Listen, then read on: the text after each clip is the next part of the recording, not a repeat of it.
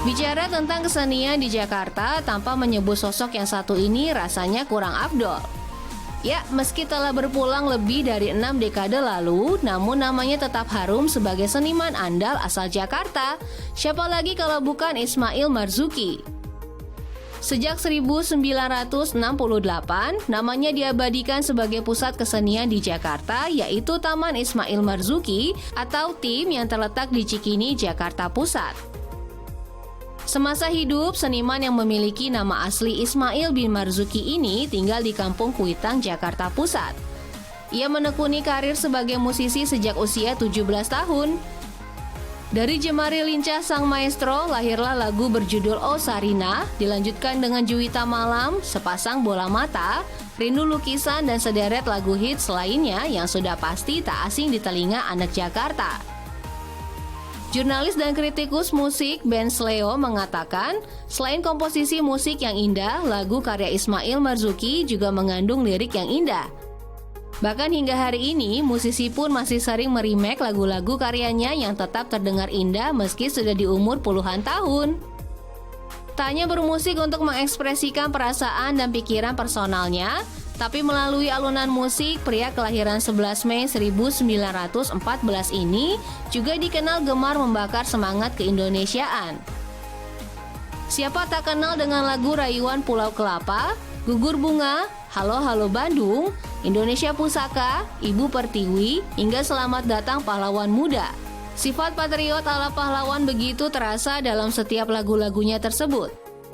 Di luar bermusik, siapa sangka anak Jakarta, Bung Mail bahkan selalu siap sedia menjadi prajurit di medan perang jika dibutuhkan untuk melawan penjajah.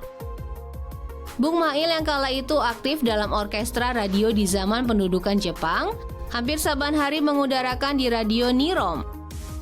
Selanjutnya ia memutuskan untuk beralih siaran musik di Radio Republik Indonesia atau RRI.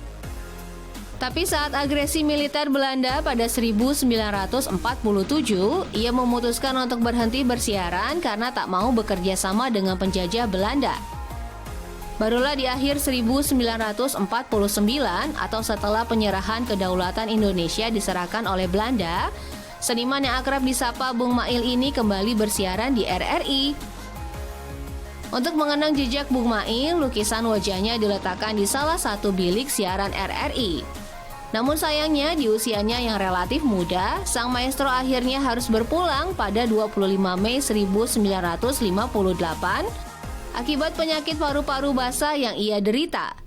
Dengan sederet karya monumental, latar belakang sebagai orang bersuku Betawi, dan gaung nasionalisme dalam lagu-lagunya itulah yang membuat Ismail Marzuki dinilai layak diabadikan menjadi nama sebuah pusat kesenian. Seperti sosok Ismail Marzuki yang punya jejak kekaryaan yang panjang, Taman Ismail Marzuki pun demikian anak Jakarta. Sebelum dikenal sebagai pusat kesenian, siapa sangka lahan seluas 7,2 hektare ini sebelumnya adalah bombin alias kebun binatang. Hingga akhirnya dipindahkan Ali Sadikin, Gubernur Jakarta saat itu ke Ragunan, Jakarta Selatan. Di periode-periode awal pasca kemerdekaan itu, sifat TIM sebagai pusat membuat seni di Jakarta bahkan Indonesia menjadi terpusat. Ratusan acara seni dari pemutaran film, pameran seni rupa, konser musik, pementasan teater dan tari, sampai diskusi serta lokakarya semua pernah berlangsung di sini. Sastrawan W.S. Rendra, dramawan Ratna Riantiarno, perupa Sanento Yuliman, hingga sederet bintang luar negeri pernah menampilkan karya terbaiknya di sini. Seniman dari berbagai daerah di luar Jakarta harus hijrah ke Jakarta untuk bisa mendapatkan akses fasilitas kesenian yang kala itu TIM menjadi tempat yang paling proper. Sebagai pusat kesenian yang menyimpan ribuan arsip seni dan memori personal di kalangan seniman maupun penikmat seni, tak heran TIM menjadi tempat yang amat penting bagi geliat tumbuh kembang kesenian Jakarta dan Indonesia. Karena seni dianggap bebas berekspresi dan mengkritik, maka para seniman sepakat untuk membuat TIM bebas dari intervensi politik manapun, sehingga para seniman dapat bebas meluapkan aspirasinya dalam bentuk karya seni. Namun seiring dengan perkembangan zaman, sejak awal 1990 hingga 2000-an, para seniman tak lagi berpusat pada TIM. Sehingga seni tak lagi terkesan Jakarta sentris nih anak Jakarta.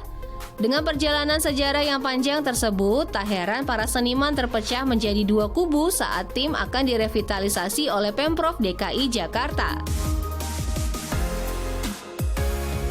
Kubu satu yang pro revitalisasi dan kubu satu lagi menolak.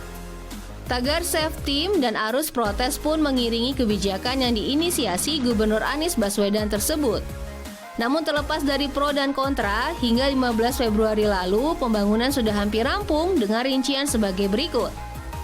100% untuk gedung panjang yang berisi perpustakaan, pusat dokumentasi sastra HB Yasin dan Wisma Seni, 77% untuk gedung Graha Bakti Budaya, 99% untuk galeri aneks, dan 58% untuk teater halaman.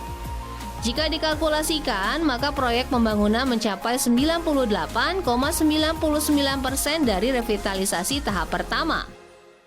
Setelah rampung, tim diharapkan menjadi taman terbuka sekaligus pusat kesenian, kebudayaan, dan edukasi. Fasilitas lainnya adalah teater arena, museum, arena kuliner, Masjid Amir Hamzah, dan planetarium. Seluruh proses revitalisasi ditaksir memakan 3,83 triliun. Wow, angka fantastis yang berasal dari pajak kita sebagai warga Jakarta. Semoga bisa segera kita rasakan manfaatnya ya, anak Jakarta.